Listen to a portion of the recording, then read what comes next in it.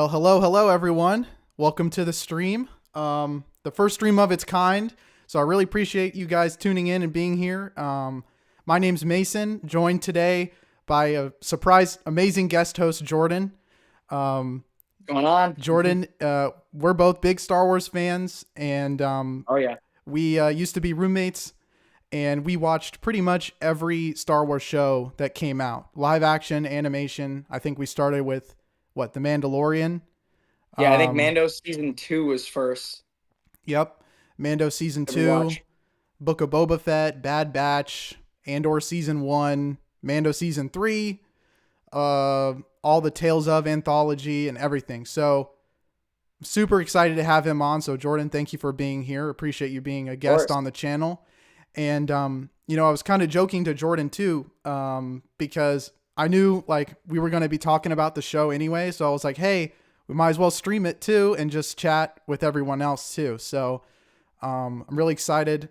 We're going to be talking about the brand new Star Wars animated series, Maul Shadow Lord, which just dropped its first 2 episodes this Monday. And it's a brand new animated series.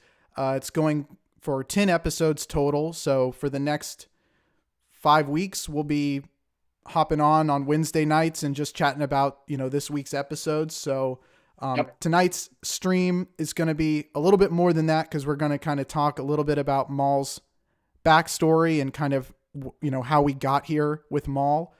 And also just kind of the state of the galaxy and things like that. But before we jump into that, Jordan, what are your just first like non-spoiler impressions of the show so far?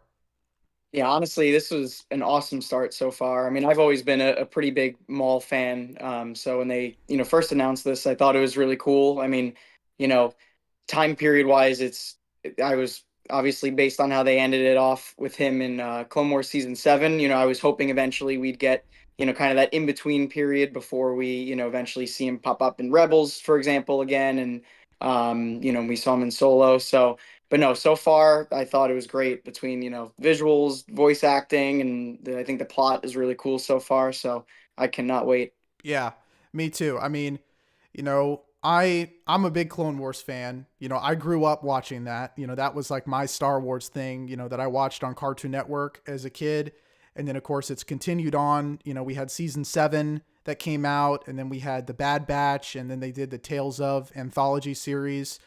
So it's really cool that they're keeping that Clone Wars kind of, because I mean, basically Maul Shadow Lord is basically a Clone Wars spinoff show if you really think Sure. about it. I mean, Kind of like it's a Bad Batch was. exactly. So it's cool that they're continuing that legacy here and continuing to give us some really stellar animated Star Wars content, because I feel like for the general, Star Wars fans, I think the animation isn't always talked about or hyped up as much as, the live action stuff. But I feel like a lot of the animated stuff is just as good or Oh sometimes yeah. even better in some cases, at least I would argue.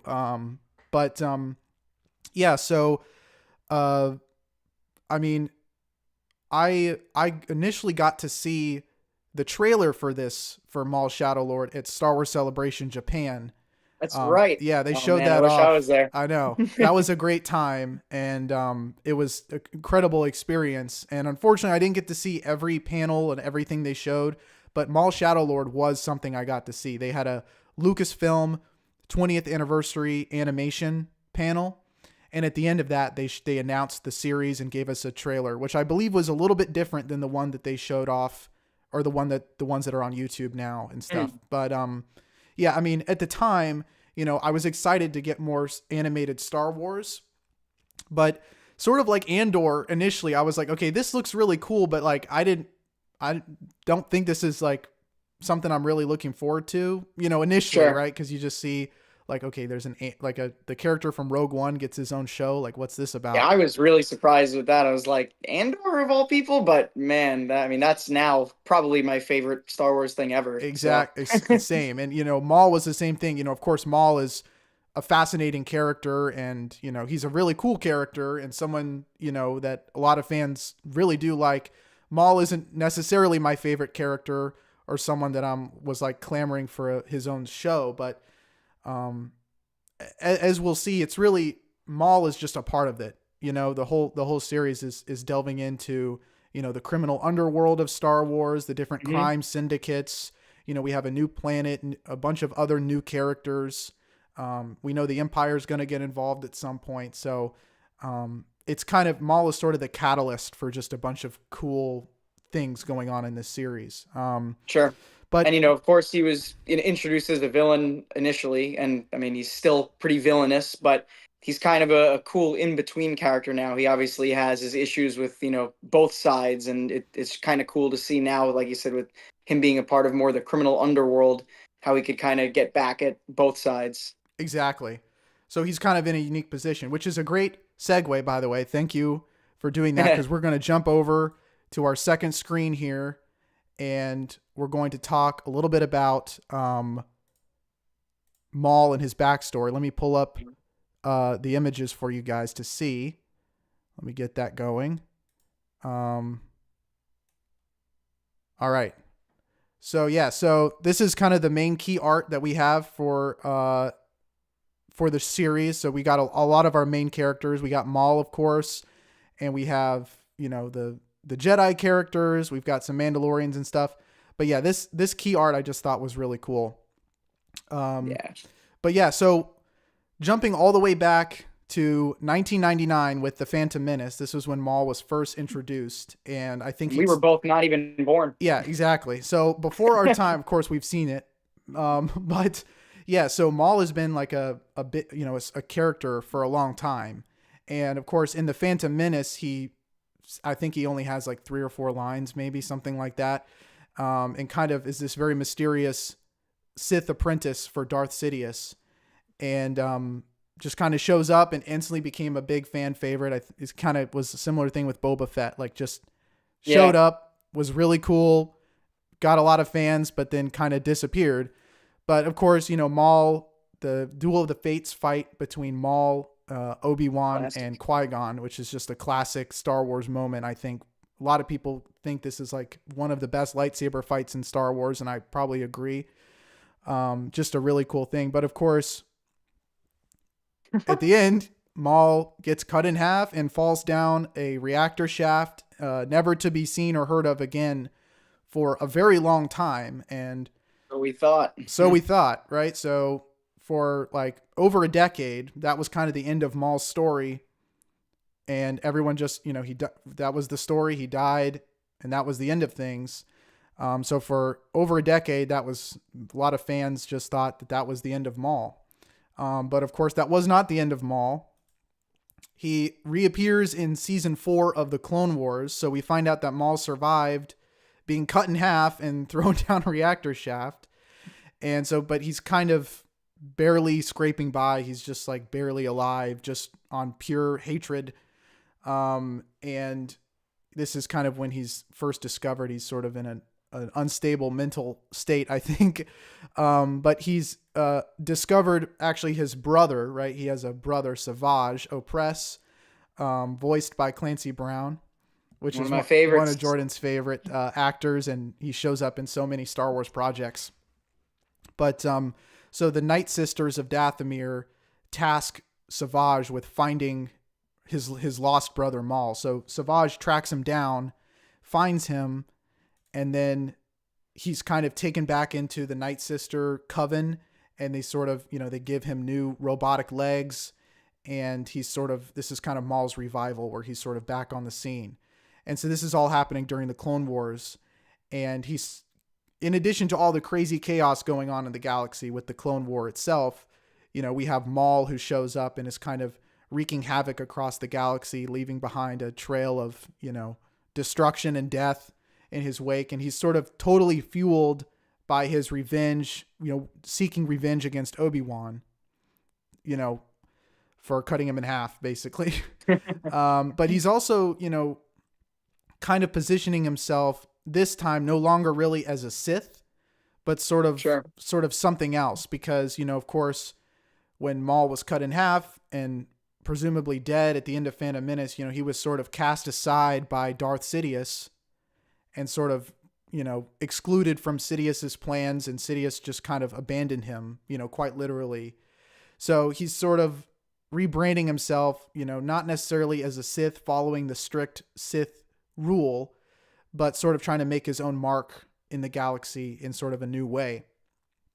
And so when that happens, he's totally fueled by his desire for revenge against Obi-Wan. They have a couple of encounters in the Clone Wars.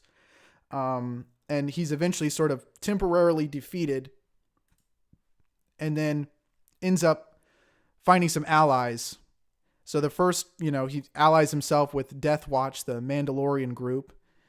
And with their forces, he also forms the Shadow Collective with all of the criminal syndicates across the galaxy. So you've got the Pikes, you've got Crimson Dawn, you've got Black Sun. So he's sort of creating this criminal network where he's uniting all of the different criminal syndicates across the galaxy. Plus he's got the Death Watch as well. So he's creating, like, in a very short amount of time, he ends up creating this very big network, which he terms the Shadow Collective. And Maul, he rules from the shadows. He kind of rules behind the scenes of all of these different crime syndicates. It's cool to see too, because he's someone that's not even necessarily ever in it for the money. Kind of almost like I saw. They've referenced like Joker in The Dark Knight. When he burns like the pile of money, it's like almost kind of similar in that, where at this point he's just he's looking for power and chaos. And he's just gonna band together as much of these people that he can. Yeah, it's like, what's the scene from Batman? It's like, it's not about the money. It's about, sending a message. Sending a message. Exactly. So that's exactly what Maul's doing. And money to him, with all of the criminal activity with the, the drug, the spice trade and everything, that's just a means to an end. The finances of it are just to kind of prop up his power. But he's not in it to, make a quick buck and get out or anything. This is a means to an end for him. So here we have I made a little slide here of the main kind of crime syndicates that he's in charge of. Like I said, we have Crimson Dawn, who are kind of a big deal in Solo. And then we have the Pikes, who show up, in Clone Wars. They were in Solo as well. They were the main bad guys in Book of Boba Fett too. So we've seen them quite a bit in the past few years with Star Wars. Exactly. And then Black Sun, who we really don't see too much of out of all of the syndicates. They're kind of the least talked about, but they do exist and they are there. And so with the Shadow Collective, he ends up helping Death Watch take control of Mandalore. And then part of his plan is he ends up challenging the ruler of Death Watch for leadership. And of course defeats him. And so he becomes the new ruler of Mandalore. And he got the Darksaber and everything. So he's a dyed-in-the-wool Mandalorian, I guess, by their own traditions, right? So at that point, he's taken control of Mandalore. He's amassed all of this power, and he gets a little too big for his britches because Sidious kind of senses a disturbance, and he senses that Maul is returned and is trying to sort of undermine his plan and his power. So in a crazy scene in the Clone Wars, if you guys haven't seen this episode, I would check it out. It's in season 5. Darth Sidious shows up on Mandalore and kind of kicks Maul's butt pretty bad. So he ends up killing Savage, his brother, and then it takes Maul and he defeats him and actually puts him in prison. Now, we don't see that in the Clone Wars because the next time we see him there's a bit of a time jump forward. But he defeats him and puts him in this secret prison that Palpatine has all these secret places he keeps things. But he puts him in this prison, and this takes place or is shown off in the Sons of Dathomir comics, which came out around the same time that the Clone Wars was ending. So I think this was always I think they maybe had initially planned to make this a Clone Wars episode or an arc of Clone Wars, but turned it into a comic at some point. But yeah, he's stationed on this prison, and he's actually he's broken out of prison by the Mandalorians, the ones that had sworn allegiance to him once he became the ruler. And the one that breaks him out here in this comic is a Rook Cast, who we do see in Maul Shadow Lord, and we'll talk more about her later. But it's cool that she's the one that breaks him out. So she really seems to be very loyal to Maul, even more than the Yeah. others, because she follows him through even until Maul Shadow Lord. But it's cool that this is kind of a neat detail, a neat connection back to the comic. So once he's broken out of prison, Maul reassumes his throne on Mandalore, and he starts to create this plot, because he works again with all the criminal syndicates, and he has a vision, right, that Anakin Skywalker is the key to Darth Sidious's master plan. He doesn't know exactly how or why, but he has this vision that Anakin Skywalker is like the key to Darth Sidious and ending the Clone Wars and everything. So in order to confront Anakin and Obi-Wan, he sort of creates a trap where he tries to lure the Republic and the Jedi to Mandalore. And then we have, and he's successful, kind of, because we have Didn't exactly get what we wanted. Yeah. So the Republic does show up, and there's a big fight, the Siege of Mandalore, which takes place in the waning days of the Clone Wars. So it's really cool because you have, clone troopers fighting against Mandalorians, which is just like, that's just awesome. I never thought we'd actually see that animated, but we did. So this is all Clone Wars Season 7. But like you said, he didn't exactly get who he wanted, because they didn't send Anakin and Obi-Wan. They sent Ahsoka. And so Ahsoka and Maul duke it out. And Ahsoka actually, I don't know how. I mean, Ahsoka's pretty powerful, but Maul is, come on, Maul is Maul. Yeah. And Maul is defeated by Ahsoka at the end and is taken into Republic custody. But that doesn't last long, because Maul's Maul, and he has 9 lives and seems to always get away. So during the chaos of Order 66, which happens as he's being transported to the Republic prison, he breaks out in the ship and causes a bunch of chaos, and is eventually able to escape the ship before it crashes. And he just kind of flies off. And that's really the last time that we know of Maul's whereabouts in the timeline when Shadow Lord picks Before up. this show now, yeah. Yeah, so Maul escapes, and that's where we leave it for him. Now, of course, as you've already mentioned, he does show up in Solo at the end. Now, Solo takes place, I believe it's almost 10 years after the end of the Clone Wars. So there's a big 10-year gap between him escaping Republic custody and then him rising up again as the leader of Crimson Dawn in Solo.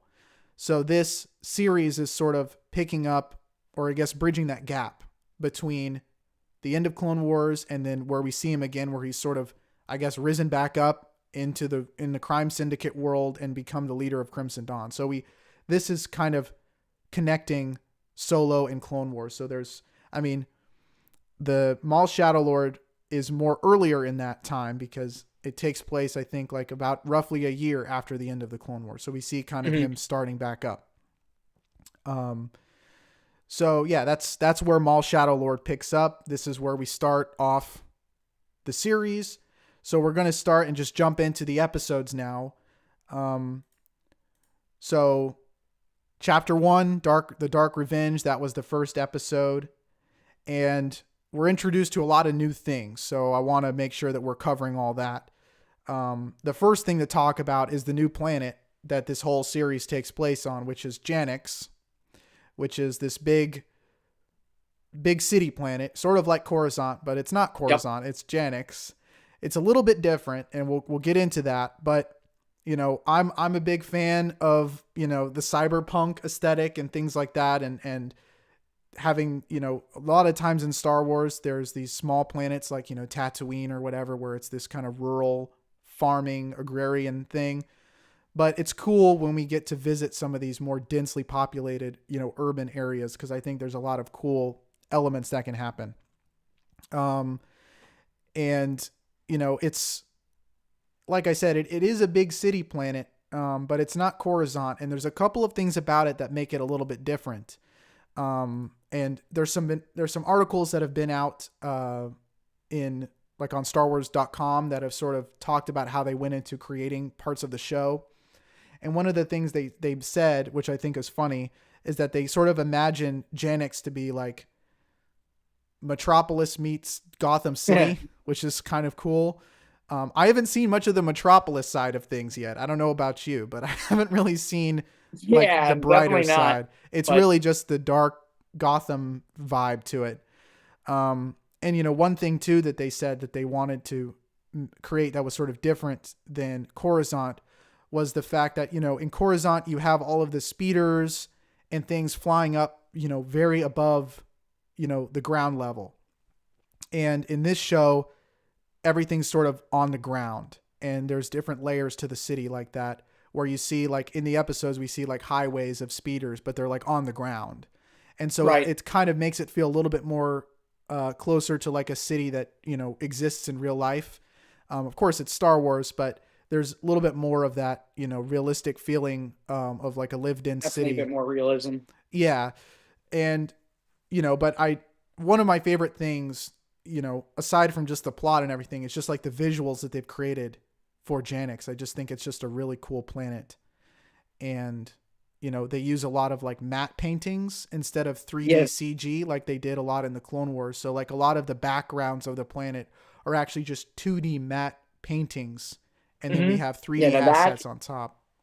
That is awesome to me, and obviously kind of a full circle thing too, because, you know, for the original movies they used a lot of matte paintings just as the backdrop for, you know, a bunch of scenes. So something that I didn't even think about that could be utilized in like a 3D animated show. But the blend, like it I feel like the characters really pop on the screen with the, you know, with that matte painting background, and even like the way that they've been animating the lightsabers, you know, everything kind of just has like I don't even know how to describe it, but just some more like texture to it, you know? Right.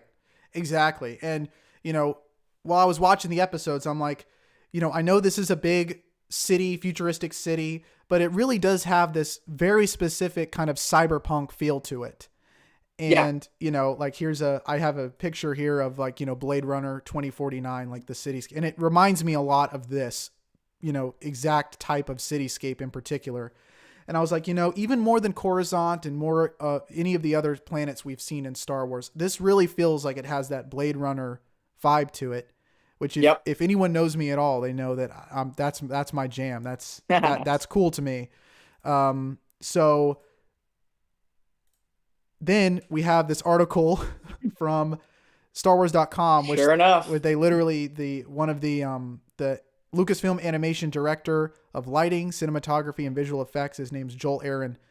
He says that they were trying to really go for a Blade Runner vibe. You know, he explicitly called that out, which I think is really cool. So the backdrop of the series is the planet of Janix in this very dense urban area. And it kind of has like a cold open, right? Where we're like middle, like mid heist scene, basically, where a group of MAUL's followers, which mostly Mandalorians and some other people, which we'll talk about, are like robbing a bank, which is just like classic heist thriller type of thing. Another kind of connection to Dark Knight, you know, the opening in that movie too, which is funny. Exactly. Yeah. So there's a lot of things that they're pulling, you know, of course they're pulling from Star Wars, but they're also pulling from Blade Runner. They're pulling from Batman. And then also the movie Heat. I've seen them talk about using that movie. I haven't seen it. So same here. I need to watch that movie. And I think both of us should at some point during this stream series. We definitely should check that movie out and maybe incorporate some of that into us talking about the episodes. But yeah, they're pulling a lot of things from other media, which I think elevates, you know, what we're getting here. It's not just, you know, more of the same. They're doing different things with Star Wars, which is always cool. But MAUL's crew on Janix is a small crew, but there's a couple of cool people that I want to talk about. Of course, we have MAUL himself. But we also have a few characters. We've already mentioned a couple of them, but the first one I want to talk about is Rook Cast, who again is like his kind of second in command Mandalorian leader. And she was also in Clone Wars season 7. This is a screenshot from season 7. So she's been with him for a while, and she was also the one that broke him out of prison. So it's cool that she is the one here that is sort of Maul's second in command, and is, Maul kind of leads from the background, and she's kind of the main person in charge of when they're doing these missions. And she was also, she almost seems more like the general, in terms right. of on the ground, and he's So in addition to the Mandalorian crew, we also have a couple of Night Brothers with Maul, who their names are Icarus and Scorn, which I think fit perfectly with, we got Maul, we have Savage Opress, and we have Icarus and Scorn. So I think all of these Night Brothers that are from Dathomir all have these very fitting names for their character. And these guys feel to me more of like the muscle of the group. Yeah. But it's cool because he kind of has a mix of the Mandos and then some of his Night Brother crew. So these are kind of his core group of people.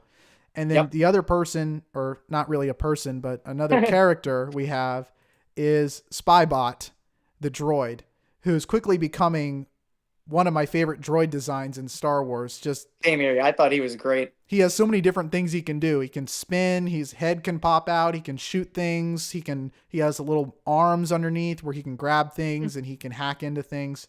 So we've never really seen this droid model before. But there's another cool thing with the voice connection back to The Force Unleashed, right? Where I can't remember the guy's name, but the guy who did the voice of the droid from Force Unleashed, who was sort of the droid sidekick of Sam Witwer's character in Force Unleashed, is also voicing the droid here in Shadow Lord, which is a really cool callback. I don't think they had to do that, but the fact that they did is pretty cool for people who did play Force Unleashed. And then I forget if it was either Scorn or Icarus, but I know one of them is voiced by Steve Bloom, who of course voiced Zeb and also Spike for any Cowboy Bebop fans. Yeah, exactly. Yeah, really all of the voice actors that they've got here are just great. I mean, we have some Star Wars classic people that always show up, like Sam Witwer, and I think D. Bradley Baker is also voicing some background additional characters. Voices and stuff. Yeah. So they really like every voice, there's like some sort of celebrity involvement, which is kind of cool. So after the bank heist, we're introduced to the police force on Janix, which is investigating the bank heist and who's kind of put in charge of investigating all the criminal activity. And this is where we're introduced to a couple of other characters. I would say the main protagonist so far is Captain Brander Lawson, who is the police captain in charge of investigating this incident. And he also has a cool voice cameo, or he's voiced by somebody that Jordan, right? So I mean, I haven't actually seen him in much, and I remember in the trailer when it first came out, I was like, man, this guy's voice is cool, but I didn't actually look into who was voicing him. And then same thing in the show, I was like, I'm just loving this guy's voice. So I was like, it sounds familiar, and it's Wagner Moura, who I have not seen Narcos, but he actually played Pablo Escobar, which is really cool on Narcos. And actually, Diego Luna, I know, was I think in the Narcos Mexico series. So that's another cool Star Wars actor connection there. But where I really recognized his voice was I actually loved the new Puss in Boots movie that came out, and he actually voiced the wolf, or Death, who was a great character in that. So really cool to get an actor like him and his voice in this. I think he was also just nominated for an Academy Award for a movie that came out last year. So he's kind of getting big right now. So I think he's a really great addition. Yeah, again, like every character is voiced by a celebrity, which wasn't really the case for like Clone Wars or Bad Batch. I mean, you had a couple of celebrity cameos, but it's like I feel like they really, whoever was in charge of casting, for the voices of the show was very deliberate. And it's funny that he plays a crime lord like Pablo Escobar in Narcos, and this time he's a police officer that's trying to capture a crime lord, which is kind of funny. But Brander Lawson, I think, is also a great character. Obviously we've only seen him in two episodes so far, but I think the show is about him. I think just as much as it is Hmm. about Maul in a big Yeah. way. Um, and he has a no good police chief in Star Wars goes without a sidekick. So we have a droid sidekick. His name's Two Boots, and I think he's great. And I guess the voice for Two Boots is the same guy who voiced the droid in Mando season 1, Zero, from that Oh yeah, yeah, from that yeah. heist episode. So it's cool to see him return for a droid role. But I really like the design too of the police droids. I think we've seen kind of versions of them, in Clone Wars and stuff before. But of course, with this updated and really high fidelity animation style, they look, really cool. And I think that they're very appropriate for what they are. Although I think it's interesting that a vast majority of the police forces in Star Wars are droids. Yeah. Like, I mean, we've seen that in on other planets where, like, a lot of just like the, security or police force, roaming the streets are droids, but we haven't gotten many instances where we're actually following, like, the police force and their actual investigation. And yeah, it is interesting to see that the majority of them are droids. So that, and already, is kind of an interesting dynamic. And he wants to notify the Empire, because when they will talk about it more with, when they saw Maul, on the video recording. But yeah, so I think that'll be an interesting dynamic between him and Lawson, and kind of droids, of course, always being very literal and, always wanting to go according to protocols, this and that. But, there's more of that human element with Lawson, which is really cool. Yeah, exactly. And they have a really good dynamic, I think. Like this, I Yeah, mean, he is a droid and he does have the stereotypical droid personalities that I feel like a lot of Star Wars stories do, where they're very rigid and want to stick to protocol, and maybe are more analytical versus emotional in that sure. sense. But I think they have a great dynamic in the show, and even though he is a droid, he has a very much, a strong personality that we can already kind of Yeah, feel in the first two episodes. And I always love droids. Like, I think droids are just kind of underrated characters in Star Wars. agreed. They're always like sidekicks, typically, R2D2, BB-8, things like that. But it's cool when you can really connect to a droid character. And I think they've already really accomplished that even in just the first two episodes. For Um, sure. so when they investigate the bank heist, they eventually are able to find out who the person in behind it was, and they've never seen him before. No one really Mm. knows who Maul is at this point. But like you said, Jordan, they try to run a scan on him, and it's blocked by the ISB. So he's a classified person and is locked behind the Imperial Security Bureau um, Yep. records. And when this happens, the proper response is to report it immediately to the Empire, which, like you said, that's what Two Boots wants to do, but Lawson's like, no way, we don't want to get the Empire involved, because we know how that turns out with Andor, right? Where Yep. the Empire gets involved in local police business and they just completely take over and just lock the whole planet down. So Lawson has good foresight here, where he's like, yeah, I don't want this on my planet. We're trying to keep the Empire out. This is Exactly. this is a local affair. We'll try to handle it ourselves first. Um, but again, too, like, this is the inside of the police precinct headquarters, and I just love just really the little things, like just the way it's designed, the way it's laid out. I feel like we really haven't seen anything quite like this in Star Wars. And Not really. Yeah. the first thing that I saw when I was looking at the design, of the tables, the lamp, the computers on their desk, they don't really look too Star Warsy to me, to be honest with you. They feel more retro, like, something from like the 60s or 70s, like a sci-fi kind of look to it. And honestly, one of the first things I thought of when I saw this, I know this is a small detail, but I look at these police desk, and the first thing I thought of was Bryant's desk from Blade Runner, the Yep. police chief for the LAPD, that Harrison Ford's character reports to. Like I was immediately thinking about his office, which reminds me a lot of this whole setup. And they even have outside of the precinct, and we see these vehicles quite a bit in the show so far, like the police cars or the police speeders that fly around. It reminds me just a lot of the police spinners in Blade Runner too.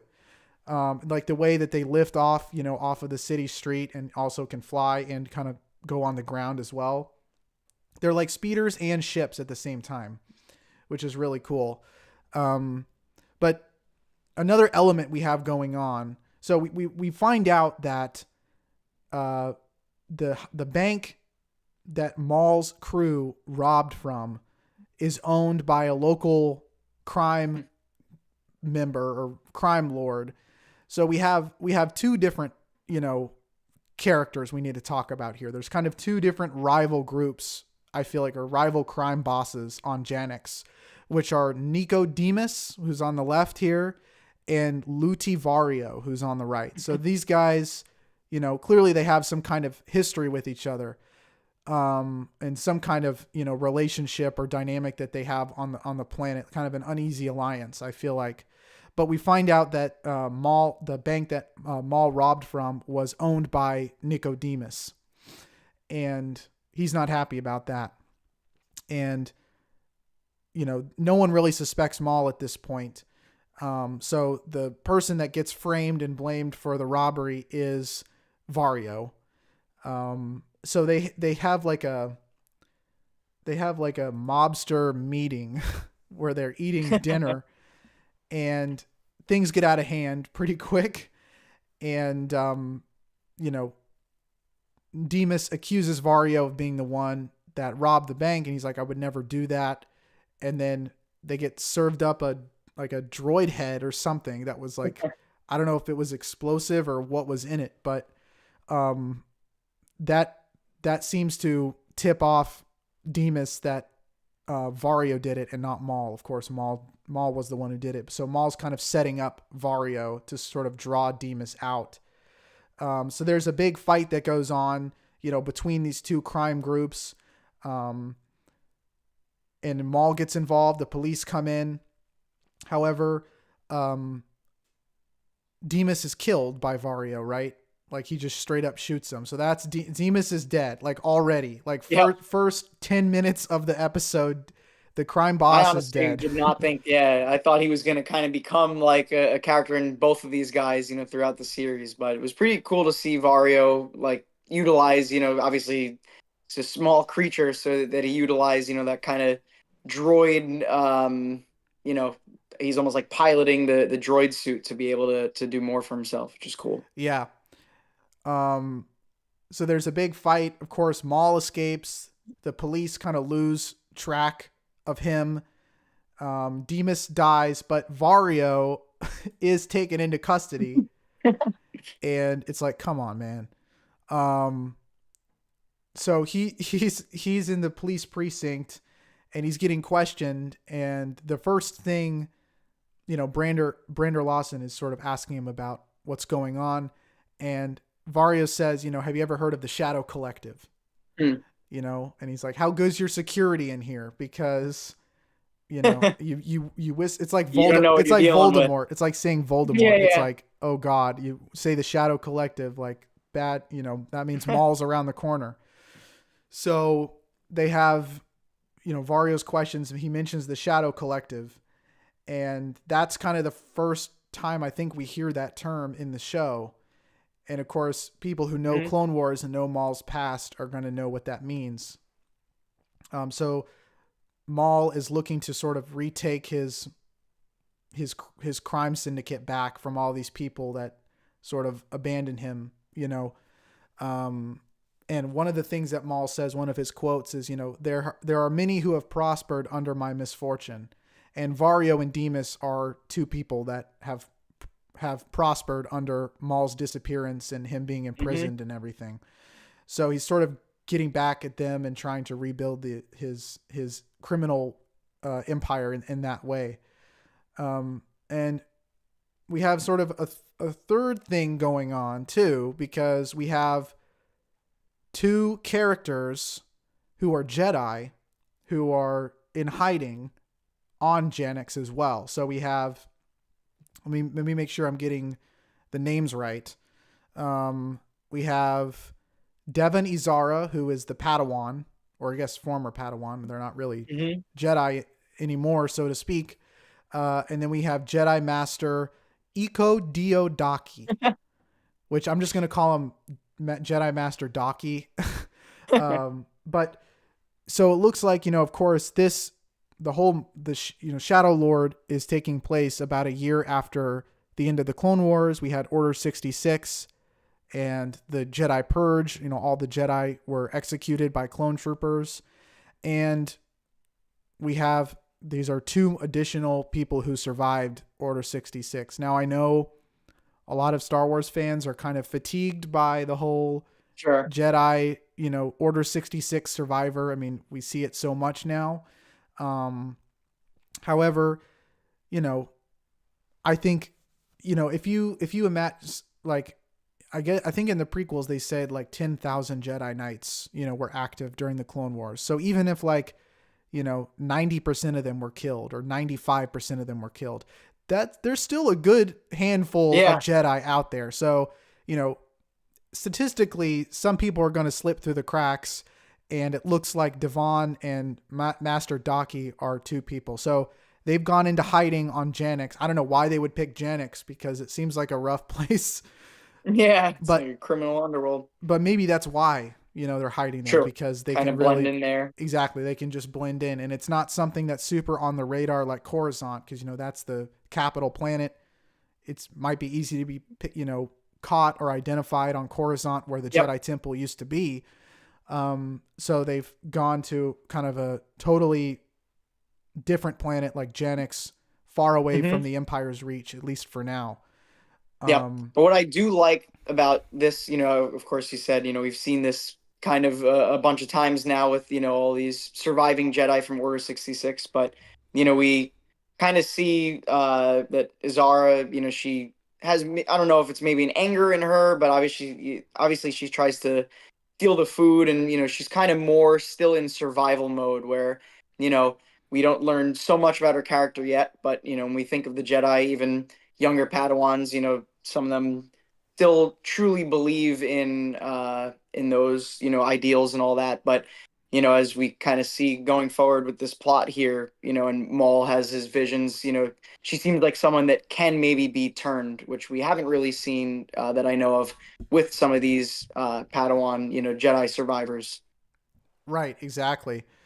And like you said, she's just in survival mode at this point. Like, she wants to hold fast to those Jedi ideals, which her master does, because instead of resorting to stealing or something to survive, he's just like, we'll just rely on the kindness of strangers and just beg for food. So he's not willing to adapt. He's kind of set in his ways, even after all of this has happened, and they're forced to go in hiding. He doesn't want to violate his Jedi, code. But that's not the case with Devon, because she's trying to, she's just trying to survive at this point. And so you're going to have to, she's trying to, she's like, we need to break the rules a little bit if we need to, we literally need to eat. So, there's kind of a tension and a conflict between the two of them as far as how they're going to go about surviving and what the path forward looks like for the both of them. Yep. And I guess, are we assuming that, Master Daki, that he was actually her master? I guess they didn't necessarily confirm that. I mean, I would think, being that they're together, but I guess there is a chance that they just both escaped and both happened to end up there and, kind of found out that they were each Jedi. But so I do wonder if we're going to explore any more of their past together, and how close their relationship really is. Yeah, that's actually a really good point, because I just assumed, like, I didn't even think about that. So I just assumed that they were like Master and Padawan before Order 66 and they just escaped together. But it's also entirely possible that they were totally different, Devon had a different master and Docky had a different apprentice, and they just both ended up on Janix or just met up at some point after Order 66, which would kind of change things about their relationship, because if they were master and apprentice for a long time, they know each other very well. But if they just met relatively recently, they may not have that close bond or connection, which could be, easily twisted and violated by Maul or whoever would try to, break that bond. So like you said, Devon tries to steal food to eat and gets caught by the police, of course. So she gets taken into custody, and she won't, reveal her ID or anything, because of course she's a Jedi. And if they looked her up, they would probably figure out who she was. And, she's trying to stay hidden. So she ends up, getting put in jail. This next to the cell where they keep a crime boss like Vario, which I think is very interesting that they would keep people who have totally different, crimes accused against them in like a similar holding cell. Like one of it's just like petty theft, and one is, one of the prime crime bosses of the whole planet. Yep. Which is kind of funny to me. Who also literally just murdered someone. Yeah, like the police saw him do that. So it's so stealing some pieces of fruit and being a crime boss and killing people, I guess it lands you in the same jail cell, which is funny. Yep. But Maul wants to break out Vario because he thinks that, Vario can give him some information and things. So Maul and his team break into the police precinct and make very quick work of all of the police droids that are there. There's a lot of droids, but they're just kind of droids at the end of the day, and they're really no match for Maul with his saber and the Knight brothers with their crazy, heavy machine guns. And then, it's just the Mandalorians and everything. Like, I'm sorry, but like those police droids are cool, but they're not going to stand a chance against a force like this. Yep. And they also have Spybot with them, right? And he's also hacking the police systems. And you texted me after you watched the episode where you noticed something that I did not pick up on at all. I'll let you tell that, because I have a couple of pictures here too. Yep, well, you can see I got Jurassic Park on my wall here, one of my favorite movies. But so I immediately saw the Dennis Nedry, which Spybot did as well. So I thought, yep, there we go. And of course Samuel L. Jackson. So I thought that was a really cool reference that they did there with Spybot. And it seems to fit his personality as well. He earlier in the episode, during the heist, it seems like he's kind of laughing, his way through all the hacking he's doing, and so that was a fun little character moment for him. Exactly. Yeah. And that totally went over my head. And then I rewatched that part of the episode when I was getting ready for the stream. And then I pulled up the clip and I was like, all right, I got to include this because this is just really funny. Yeah. Spybot is interesting because he talks to himself. He mutters to himself and just says things while he's hacking or doing droid things, which I don't really think we've ever seen a droid really do. I guess Chopper, right, in Rebels was very talkative. That's kind of, yeah, right. You could argue Chopper's already done some, not evil things, but some questionable things in war. A lot of war crimes. Some war crimes. Yeah, but he's kind of, in terms of personality, like an even darker Chopper, at least with that and the chirping, if you will. Yeah. So Spybot is kind of like the evil flip side of Chopper in some ways, I feel like. But so yeah, Maul and his crew make pretty quick work of the police droids, and they're able to take Vario and rescue him, and they want to kill him because they want to, remove all trace that Maul is really active. Yep. But Vario convinces Maul to keep him alive because he says he can get him into the Pikes. He can get him access to talk to Marg Krim, who I never knew the name, but that is the name of the person or the Pike that's in charge of the whole Pike Syndicate. He's like their leader, which we've seen. Yep. We've seen him in Clone Wars and stuff, but I never knew his name, I don't think, or it just didn't register. But yeah, so Marg Krim, he says he knows how to get to Marg Krim. So Maul's like, all right, I'll keep you alive for now. for now. And then before he leaves the police precinct, he turns around and he sees Devon in the cell, and he opens the cell. And this is like the last shot of the first episode. Yep. We kind of stay on this, and Devon actually recognizes him. Strangely enough, she says like Maul. Yeah.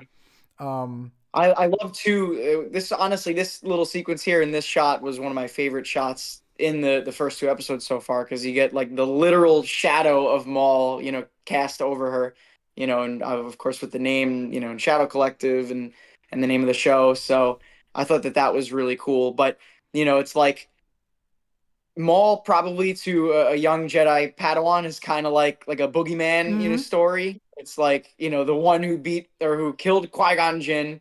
Of course, they know that then Obi-Wan defeated him, but, I'm sure they all found out that he did still come back, and it's like similar again. I mean, we've said a lot of connections to a bunch of things, but even like Batman, for example, in the movie The Batman, Robert Pattinson, like the line where he says people think I hide in the shadows, but I am the shadows. And I feel like Maul is kind of a similar thing in Star Wars now, where it's like he's always lurking somewhere, and he is like that shadow behind you to be afraid of, and you never know when he's going to pop up. Yeah, I feel like even too, I mean, just looking at this shot too, like the lighting, right? Oh It yeah. just feels like very The Batman too, because there was a lot of the red. The red, yeah. So again, they're just pulling from a bunch of stuff. They're pulling from Pattinson Batman. They're pulling from Blade Runner, from Heat, Yep. from Jurassic Park. They're just like a lot of stuff. And it's interesting that he stops to speak with Devon, or to let her out of her prison cell, because one of the things that he says earlier in the episode, which he comments on, is he says like, the one that I seek is nearby, or the one that I seek is close. And we don't really know what that means. Is he referring to like, the Pike leader, or like a crime boss that he's after? Like, what is the one that I seek mean? Who is he seeking?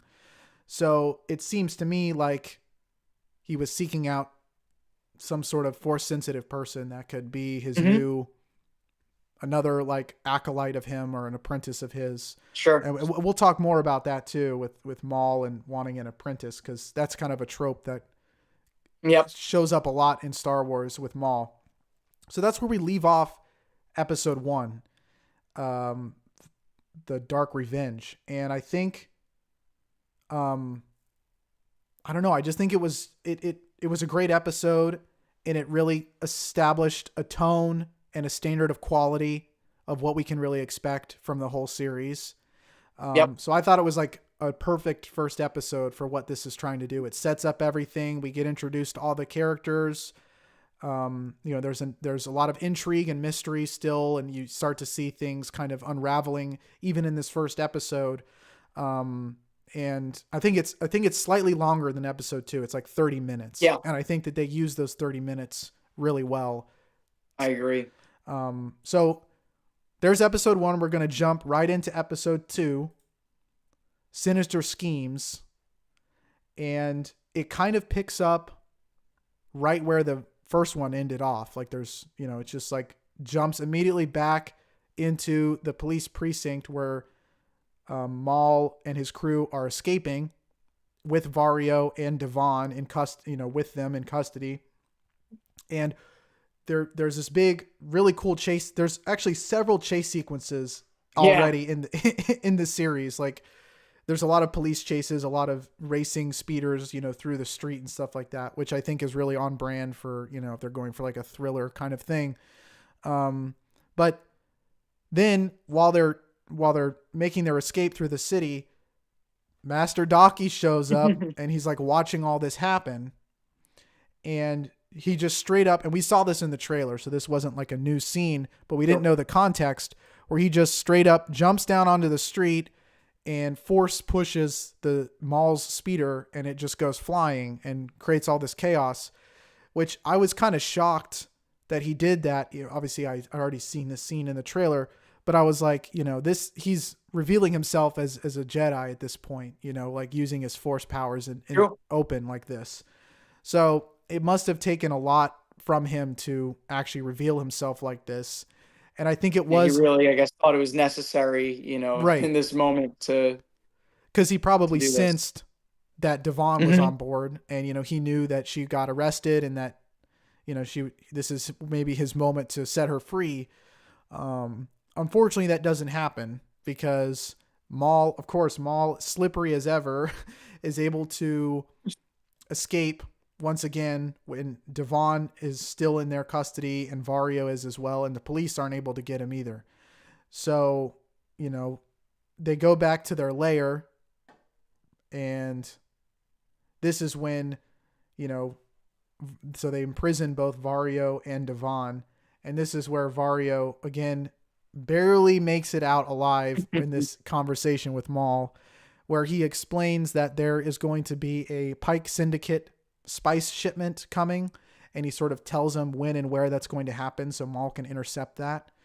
So Vario is still useful to Maul for now, so he's still around. And while this is happening too, there's also a super interesting, kind of back and forth talk between Maul and Devon at this point, because of course Maul knows that she's a Jedi or a Padawan, Hmm. and he says a couple of very interesting things to her. One of the things he says is that she's been indoctrinated since she was a child, and that it's time for her to wake up and see the truth of the galaxy. Yep. Which I don't know about you, but if I was a Padawan and someone came up to me and said that, I'd be pretty unsettled, honestly. Yeah.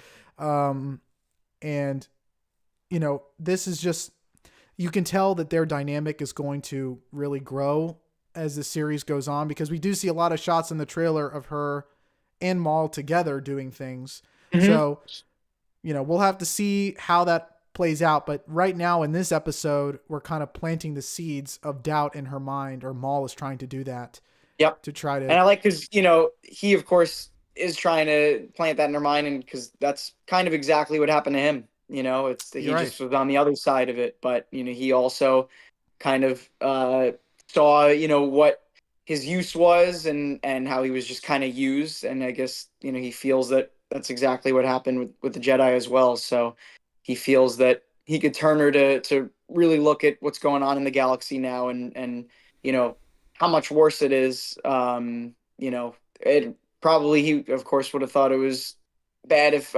either side won. But I really like their dynamic. I think, he maybe sees a lot of himself in her, or just any Padawan that was taken as a child and kind of just molded into what they're supposed to be. Yeah. I mean, he was taken from his like clan as a kid by Sidious Yeah. to be trained as his apprentice. So, he knows all about the indoctrination into a religion, so to speak, of the Sith.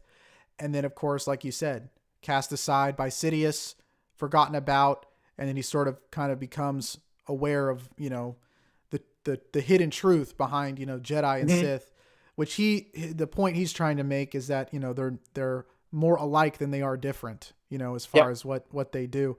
I think it's a very cynical approach, and I think Yeah. Maul's maybe losing some nuance there between the Jedi and Sith, but I'm saying that as a tried and true light side hero fan, Star Wars fan. So, but when I hear Maul say this stuff, I mean, it's technically true, right? From a certain point of view, as they like to say in Yep. Star Wars. Exactly. So what Maul's saying is sort of true, but you can see him planting those seeds of doubt in Devon's mind, and trying to turn her into some kind of apprentice of his own. And like we've said earlier in the segment, that the trope of Maul trying to turn someone into his apprentice or his follower is not new to Star Wars. Hmm. The first case was with Savage, where he kind of christened himself as like the new Sith Lord, and Savage was his apprentice, and he said, there's always two, so you're my Yep. apprentice. That didn't go according to plan, right? Because Sidious kills Savage. And then we see that happen even much later in the timeline with Maul and True. Ezra, Yeah. where it's the same thing. You know, we won't go into all the lore with Rebels right now, but he tries to, you know, get Ezra to become his apprentice, and he keeps calling Ezra his apprentice like the whole time. And Ezra's like, stop calling me that. I'm not your bro. But yeah, so Maul has done this multiple times. He's done it before with Savage, and he does it again with Ezra. And of course, Devon really isn't in the picture as far as we know during the Rebels time. So clearly something happens. You know, we don't True. really know the ultimate outcome of how successful he is of getting Devon on board to be, you know, some sort of apprentice or follower of his, but obviously time will tell with that. And, you know, as the episode progresses, we still have Brander Lawson and the Gen X police force, you know, investigating the connection between Maul, between Vario, between the other criminal, you know, syndicates and elements on the planet, and then why they would also take Devon too. Because from Lawson's perspective, you know, he totally would expect Maul to take Vario. But why would Maul also take Devon from her cell? And of course, he doesn't know anything about Devon either. So he's sort of trying to see, you know, think about why, you know, how Devon fits into, you know, this whole, you know, criminal syndicate thing going on. Yep. But this whole thing I love, because I'm definitely a sucker for detective, you know, style stories, and so just seeing it in this Star Wars world, you know, I'm sure we've definitely gotten some detective style storylines in different shows and movies, but you know, this is, to me, is such a cool focus on this. And like you said earlier, like I like how Lawson is as much kind of the main character, it seems, as Maul. So I think it's going to be cool to kind of flip back and forth between them, kind of a cat and mouse game. Exactly. And I have to assume that this is where they're getting like the Heat inspiration from. Right. I haven't seen the movie, but it seems to me like that is kind of where this is going with, between, you know, Lawson and the police versus, you know, Maul. And, you know, you mentioned like detective stories in Star Wars, and, you know, we don't get a ton of those. And I think this one is the most well-developed and well-presented so far. But like one I was thinking of when you said that, because I was running through Star Wars in my head, and I was like, you know, the Clone Wars arc where the Jedi Temple bombing, you know, where Ahsoka gets framed, there's like a whole investigation that happens, you know. It's not quite the same as this, but we have had little bits and pieces of that type of storytelling before in Star Wars. Sure. And what a Bosch investigation that was. Oh yeah, that was totally totally backwards the way that they did that. Everyone was framed, and Ahsoka got the short end of the stick with that one. But Lawson continues to investigate, and of course, this whole time, Two Boots is like, let's just report this to the Empire, where this is getting way out of hand. And I think even like Lawson's boss shows up. There was that one woman that comes in and is like, what's going on? You know, we need to take care of this. I think she actually even mentions like a character we haven't seen on screen yet, but like the governor of Janix was getting concerned and was, you know, asking the police force, you know, should we call in the Empire? And, you know, of course, Lawson's like, no, tell him, you know, we're not doing that yet. You know, I have another option. Yeah, but I have a bad feeling based on, you know, some of the trailers we've seen, you know, with the Inquisitors eventually showing up, and, you know, of course, I'm sure the Empire will get involved. Yeah, exactly. I mean, yeah, we see the trailers. They're going to show up. We don't know how, we don't know when. But yeah, we have one kind of last character that I think just really shows up briefly. So Lawson's looking for answers, and he goes to kind of the lower city level, which just this shot by itself, this was in the trailer, but it's just so cool. Yeah. Like, it reminds me a lot of like, you know, Attack of the Clones, where Anakin and Obi-Wan are in that lower level, and they're trying to get Kit Zam Wessel, and then, you know, Django shows up too. And I think there's an element of that, but I mean, it's just cool to see things like this in Star Wars, as somebody who is really, you know, a big fan of like the whole cyberpunk aesthetic, and especially when it shows up in Star Wars like this, it's just really cool. So I don't really know what this is. I assume it's like a nightclub or some kind of, maybe a casino or something like that. But he goes to this place and he visits this woman who we've never seen before, and her name is Rena Sewell, I guess, which I don't even think her name is in the series, but according to Star Wars website, this is her name. And we don't really know much about her. Clearly she's connected to the criminal element and, you know, the criminal syndicates on the planet, and is kind of well connected with that side of the planet, but we don't really know where she fits, you know, in the puzzle. And also what I thought was interesting is that based on their interaction, they have some kind of history with each other. And we don't really know what it is. And then, you know, Yeah, she mentions like some sort of double cross. Yeah, so you know, one of right, my headcanon theories right now is maybe she also used to be on the police force, maybe at some point, and they, you know, something went wrong, or she left the force, or maybe they were both involved in something before Lawson joined the police. Maybe he was something else, doing something else. But clearly they have some sort of past and some sort of relationship. And so while he's there, you know, Lawson seems to go to her a lot to, you know, get the scoop on criminal activity going on. And, you know, he asks her about the Shadow Collective and what that is. And of course she explains that it's, you know, MAUL's criminal group of, you know, you got the Black Sun, you've got the Pikes, you've got Crimson Dawn. And he sort of implies that he thinks that MAUL is back, and he's trying to, you know, reform the Shadow Collective to some degree. So this is kind of his inside scoop information that we get. And so that's kind of where we leave off the Lawson side of things in this episode.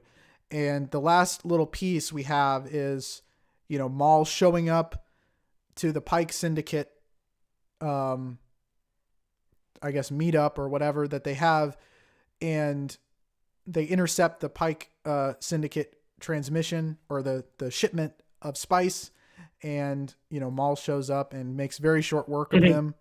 You get a MAUL hallway scene. Yeah, I feel like there's a lot of those in in this series. There's like, it's been like already 3 or 4 times where MAUL just like shows up in a hallway and turns on his lightsaber.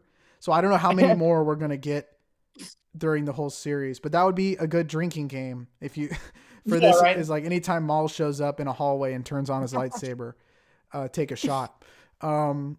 So he does successfully intercept the Pike ship, and you know, takes their money, but it's really just to intimidate them. And, you know, he says one of the Pike people that he attacks, or before he kills them, he's like, you know, Marg Krim owns everything that you used to have. And he's, you know, he's basically like, well, I'm back, so it's mine now. So you guys are going to be screwed. But I think he kills everybody. So I'm not sure what his plan. I'm not sure what his plan is with that. Like, if I thought he was going to save somebody to like send a message or to like contact somebody, but there's something else up his sleeve. We don't quite know what it is. Cause that's, you know, to me, you know, of course, all this is MAUL just staying in the shadows, staying hidden. But it's like, to me, in terms of just how powerful he is, like all of this whole criminal underworld is so beneath him. Like, to me, he even said it, like he could take out all of these guys, you know, instantly. I mean, if he has the right intel, this and that. So I am just really curious about what his true motives are. And, you know, of course, we do find out in Solo, you know, that he has a bigger role with the syndicates and, you know, Crimson Dawn. But I really do wonder, you know, why he wants to kind of play this role right now. It's interesting too. I saw some things talking about the fact that like he's one of the few people that knew Sidious's, you know, secret, and he's never really revealed it, you know, to I mean, he tried to tell Ahsoka, right? That is true. And but Ahsoka, you know, unfortunately for her, didn't heed his advice and didn't believe that the true plot was, you know, Anakin and everything. He does. It's not like he's like been like a whistleblower, like a Darth Sidious whistleblower, where he's like announcing to the galaxy like a public broadcast, like this is what happened during the Clone Wars. This is who orchestrated the whole thing. You know, Chancellor Palpatine is secretly Darth Sidious the whole time. the whole thing was rigged. The whole Clone Wars was a total sham, and we're all Yep. being deceived. And this is, we're blowing the case wide open. But he hasn't done that, right? Mhm. And you have to wonder why. But I think it's because, if I had to guess, I think it's because, he wants to be the one, he wants to have the leverage of that information. I think he thinks that, Sure. he actually is better off not revealing that information to everyone because he has a leg up in that sense, because he knows what's really going on and that gives him an advantage. Agreed. Now, what his actual specific play is to rise up, and obviously his goal, because he mentions very explicitly multiple times that he hates the Empire too, and they're causing, they're just as bad as the Jedi and the Separatists Yep. and everything that's come before. So he's interested in taking them out too. And I think maybe his master plan the whole time, far down the line would be to take out Sidious too. And, he's Yep. going to control everything. And this is, it's just kind of baby steps for him right now because he's kind of had a tragic go of it where he's just been imprisoned and lost, all of Yeah. the things that he's built up. And it's just, he's slowly kind of crawling his way back to the top. And obviously that's exactly what this series is exploring. Hmm.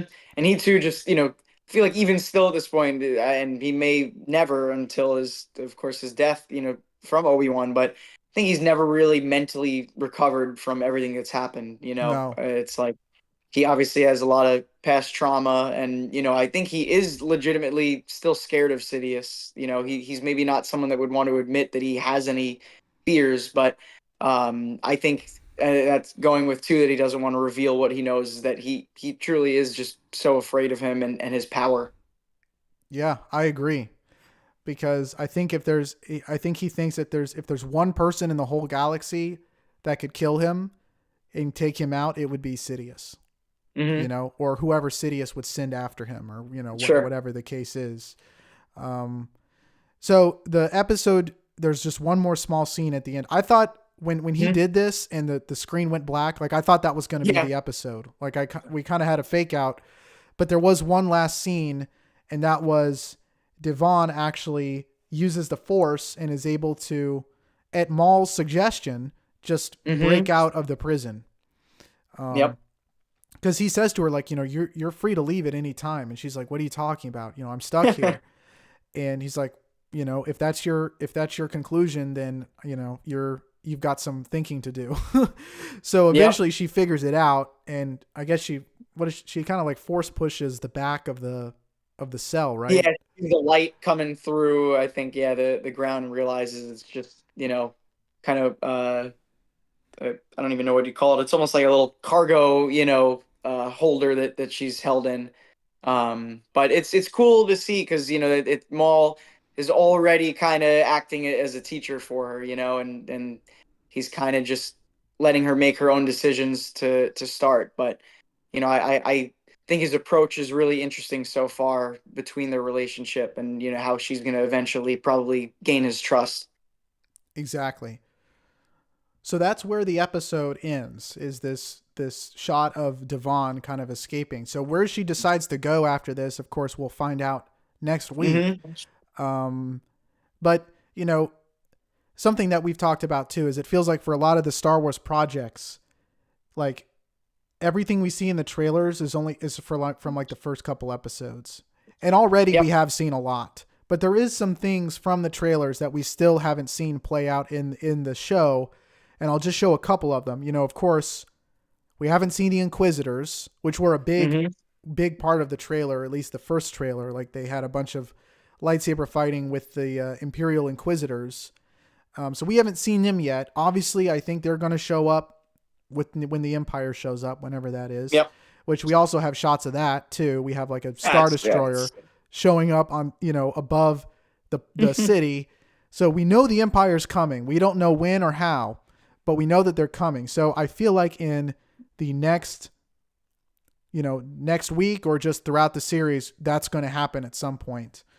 But that kind of takes us to the end here. That's kind of our whole dissection of Maul as a character and his story, where he's been, and then also, you know, a recap of the first two episodes. But Jordan, what are your like final thoughts about just the series and everything, you know, and maybe some things specifically you're expecting to see next week and beyond? Yeah. I mean, I really like the direction it's headed so far. You know, it's cool, obviously, too, that they already confirmed a season two. So it seems like that, uh, Disney and Star Wars, they're really happy with this story and think that it's something that deserves to keep going. So, I can't wait to see, just the relationship between Maul and Devon and how that pans out. I have a bad feeling he might end up. This is just a prediction that he might end up killing Master Daki, Mm-hmm. or there's definitely going to be. Or another prediction is that she might kill him, and that could be an Mm, interesting thing where if she does start to side with Maul, that's kind of the last thing. All right, you have one more thing to do. So that right. would be interesting to see. But yeah, and then again, I think so far Lawson is actually my favorite, at least new addition, new character. Something we didn't discuss too much either was, they had that quick character moment with him and his son, and it seems Mm-hmm. like he might be divorced with his wife. So, I'm sure that that's gonna come back into the story as well. And it's also interesting that Maul let him live, when he kind of knocked him out. Um, Maul usually doesn't let people live. He's certainly someone that'll just kill anyone in his path unless he needs something from them. So that was kind of interesting. But yeah. So no, I'm definitely excited just to see how impactful this story is going to be for either the future Star Wars and just Maul's character. Yeah, no, super well said. I yeah, there were definitely some things from the episodes we didn't cover, just due to time's sake. But yeah, there was the scene of him, going home, I guess, to his apartment or whatever, and he had a Yep. son, and there seemed to be some tension in the house of him. He obviously is, feels like a workaholic kind of thing where he's just Yeah. constantly, as a police captain, he's just super busy on Janix because there is so much going on and so many criminal elements and things.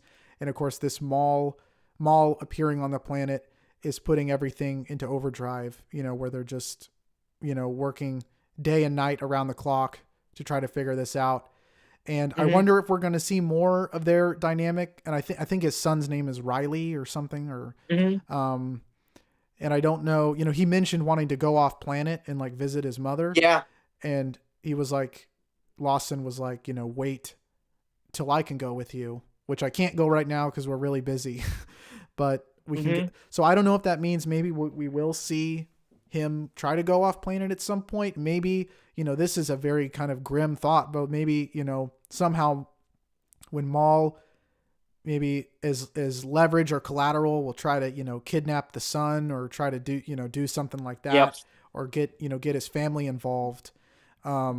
So that's like worst case scenario to me, but my head is already going there because I know how Maul operates and I know how evil he can be at times and cutthroat with that kind of stuff.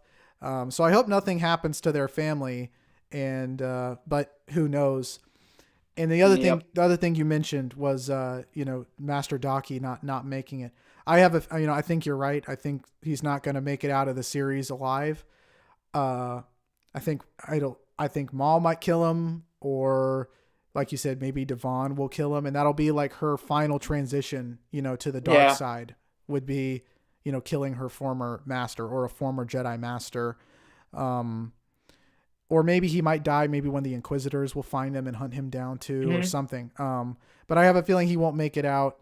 And as far as what to expect too, I think next week, I think we're going to get more stuff with the Pikes, where Maul is really gunning for the Yep. Pikes directly. And I'm really curious to see. I'll bring her back up on the screen here. I'm really interested to see where Devon will go after escaping. Same. Like, is she going to follow Maul? Is she going to rejoin the Master Daki? Is she just going to do her own thing? How's that going to work?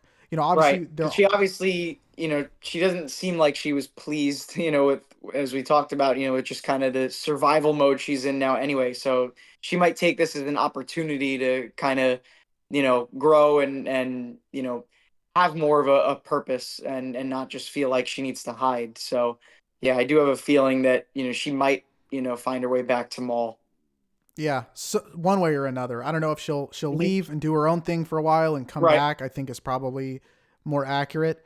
Um, but yeah, I mean, I just don't know what's going on in her head right now.